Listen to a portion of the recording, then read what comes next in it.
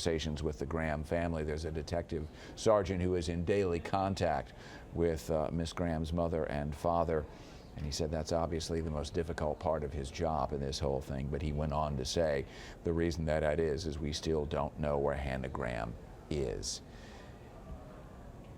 About a half an hour or so of listening to the chief. Also in that audience there are Tom Rousey, who joins us now live from Charlottesville. Tom, Timothy Longo has become very much the face of this thing. He is also becoming, I think, with each passing day, a little bit more exasperated. He clearly wants some resolution to this case. There was some with the arrest of a suspect. Now they have to find the principal in this search. That's right, and you could hear the frustration in his voice a little bit when he talked about how he said basically his detectives at this point cannot talk to Jesse Matthew because he asked for a lawyer and basically is just not willing to talk, at least at this point. Apparently, we do know the Charlottesville detectives were on their way down there. They're hoping to be able to talk to him soon, but he said at this point they can't. And you heard him say right here, they basically believe he's the one that has the information they need to find Hannah Graham. So you also heard him say there that it could be maybe a day or two before they are able to bring Jesse Matthew back here to Charlottesville. At that point, the court case would move forward in Virginia. For now, he's being held down there in Galveston. He is not able to bond out since Virginia wanted him on a warrant. So the extradition process is moving forward. He's not back yet. Won't be back today, it doesn't sound like, but could be back as soon as tomorrow or perhaps the next day. But the chief really wasn't sure exactly how long it would take to extradite him back here to Charlottesville, Dave. Tom, give us a read down there from Charlottesville about the mood of the community there, because with each passing day there's a certain amount of exasperation, a certain level of frustration that has to be rising there. But it's also now been almost 2 weeks. And frankly, it is sort of human nature to, with the passage of time, to sort of lessen the urgency there. What are you hearing and seeing in Charlottesville right now? From the folks I talked to today, I talked to a lot of students actually from Northern Virginia at UVA. They kind of reflected a lot of what you heard the chief say there. I think he actually reflects the mood of the community at this point when he said, look, I'm holding out hope. And the students I talked to and others I talked to today say the same thing. We're holding out hope. But with each passing day, this looks worse and worse. As you mentioned, Dave, it's been going on 2 weeks now. So they said, you know, basically we know if she is going to be found alive, it has to be sooner rather than later. So there is still hope in this community, but the hope is getting a little less each day, and you heard that in the chief's voice there as well. I don't think there's any question about that. Tom Rousey is live for us in Charlottesville, police headquarters there. Tom, thanks so much, and obviously we're looking forward to your reports from down there in Charlottesville. We want to add another dimension to our reporting of this story right now. Robert Weinhold Jr. is a principal of the Falston Group, and he's on the news line for us this afternoon. Rob, thanks so much. We appreciate your patience and hanging in there while we listen to Chief Longo. You're very experienced in these kinds of investigations and dealing with police.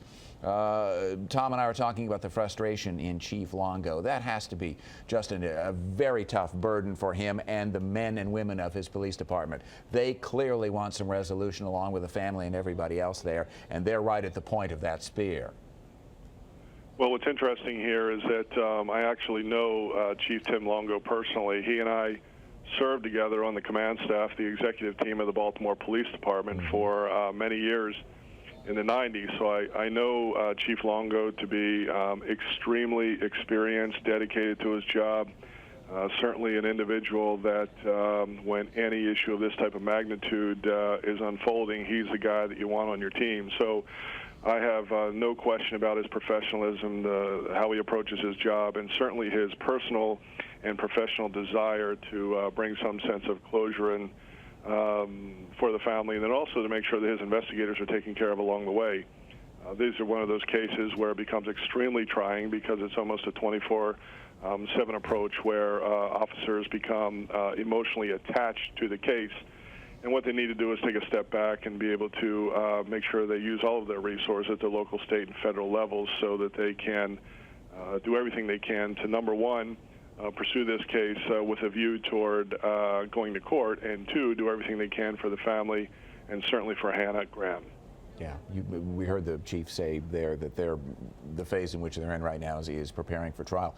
And if I can, Rob, let me again, call on your experience here. This notion of extradition, we talk about it a lot, but I don't think a lot of us really understand how it works. Today, in like a minute-long hearing, the suspect in this case said, you know what, yeah, I'll come home. I will come home and face the charges here. And we heard Tim Longo talking about two. He would only identify them as Virginia law enforcement officers are on their way down there. What happens between the time they get there and the time they get him on a plane and bring him back to Charlottesville? How does all that work?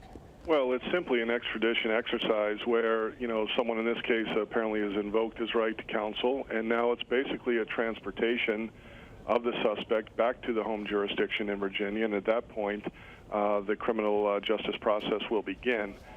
So he's not fighting extradition, which is a good thing, I think, in terms of process. But when investigators go, they're simply going to be transporting the suspect back to Virginia and not conducting any other investigative or legal business. Rob, you were getting to this, and I want to amplify it just a little bit. The stress and strain on the Charlottesville Police Department, by all accounts, a pretty good outfit. Chief Longo has gotten very high marks from other of his colleagues, the reporters down there. Tom Rousey would say, he's as forthcoming as any law enforcement officer. A lot of us, some of us with a lot of experience, have never seen anybody who handles these things about as well as he does. But you were getting to this, and this is an incredibly stressful thing for a police department that frankly doesn't have all that much experience in having to deal with situations like this. How do they hold it together? Well, the good news is they have an excellent leader in Chief Longo. He has a lot of experience with the Baltimore Police Department, and now he has to make sure that he leads his organization in a way that is professional so that eventually when this case does go to court, there isn't anything that occurs along the way that would prevent justice from prevailing. But the fact of the matter is whether it's in Baltimore, Charlottesville, or New York City, officers who are attached to and investigating cases really have to be careful and make sure that they don't become so vested that they burn themselves out or they miss items they should be looking at simply because of fatigue or whatever it might be. And so Chief Longo has the very important task of making sure that he's rotating investigators and officers appropriately, that he's relying on local, state, and federal level resources, that he's taking a hard look at all of the witness statements, and that his officers are going back and recanting, some of the words that were said maybe initially, but making sure that they're reviewing the witness statements, that they're trying to find more video in this world of video and technology. Clearly, there's probably some other elements out there they haven't gotten yet. They made a call for property owners to take a hard look at their property with an attempt to locate Hannah, and they will absolutely be focused on the lab and forensic information. That will be key, I think, moving forward in terms of a court case. So, what I hear is Chief Longo repeatedly calling on the public to help.